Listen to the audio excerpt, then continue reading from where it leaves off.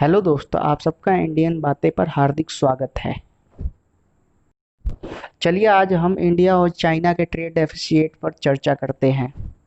इसे समझने के लिए सबसे पहले ट्रेड डेफिसिएट को समझना ज़रूरी है। जब किसी देश का इंपोर्ट्स वैल्यू एक्सपोर्ट वैल्यू से ज़्यादा निकल जाए, तब कहते हैं कि वह देश ट्रेड डेफिसिएट को झेल रहा है। ठीक इसी का उल्टा ट्रेड सरप्लस होता है। जब कोई देश का एक्सपोर्ट्स वैल्यू इंपोर्ट्स वैल्यू से ज़्यादा होता है, तब कहलाता है कि वह देश ट्रेड सरप्लस का लाभ उठा रहा है। जब इंडिया और चाइना ट्रेड करते हैं तो देखते हैं कि कौन सा देश ट्रेड डेफिसिट को झेलता है और कौन सा देश ट्रेड सरप्लस का लाभ उठाता है। दोस्तों, यह वीडियो जून 2020 में बना रहा हूं। आने वाले कुछ वर्षों में यह डाटा चेंज होता है, तो आप अपने विवेक का प्रयोग करें। According to DGCIS, director general of commercial intelligence and statics, जो कि एक इंडियन गवर्नमेंट बॉडी है, कहता है इंडिया और चाइना का ट्रेड लगभग 87 बिलियन US$ के बराबर है, जिसमें इंडिया चाइना से लगभग 70 बिलियन का इंपोर्ट्स करता है। इसके रिस्पेक्ट में इंडिया केवल 16.75 बिलियन US$ का एक्सपोर्ट चाइना को करता है। हम देख सकते हैं जब इंडिया और चाइना ट्रेड करते हैं तो इंडिया का एक्सपोर्ट और इंपोर्ट्स में काफ़ी अंतर है, जिसकी वजह से इंडिया को एक ट्रेड डेफिसिएट का सामना करना पड़ता है। दो देशों के बीच एक अच्छी ट्रेडिंग तभी कहलाती है जब उनके इंपोर्ट और एक्सपोर्ट में काफ़ी कम का अंतर हो। हम देख सकते हैं इंडिया का चाइना के साथ ट्रेड डेफिसिट लगभग 53 बिलियन US$ के बराबर है, जो कि एक बहुत बड़ा अमाउंट होता है। इतना तो कितने देशों की GDP ही नहीं होती है। चलिए हम देखते हैं कुछ देशों की GDP।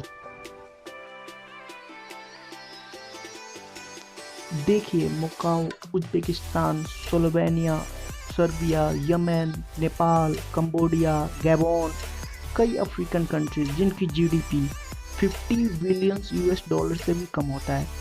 इससे हम अंदाज़ा लगा सकते हैं कि हम कितना ह्यूज अमाउंट चाइना इकोनॉमी में हर साल पंप करते हैं।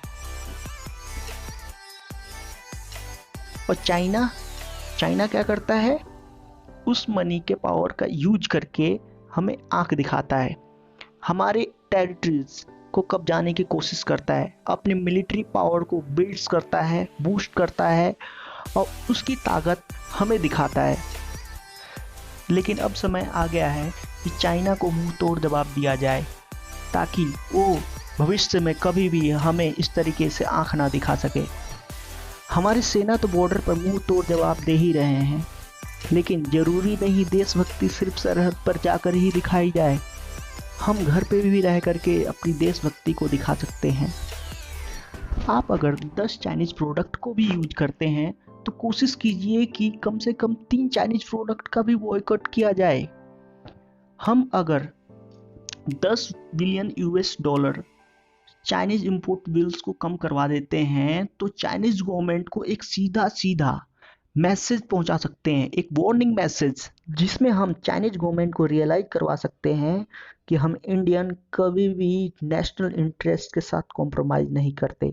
और हाँ, भविष्य में कभी इंडिया के ऊपर आंख दिखाने की हिम्मत भी मत करना, नहीं तो खाक में मिला दिए जाओगे। अंत एक शायरी के साथ करना चाहता हूँ। जो अब तक ना खोला खून, वो खून नहीं पानी है।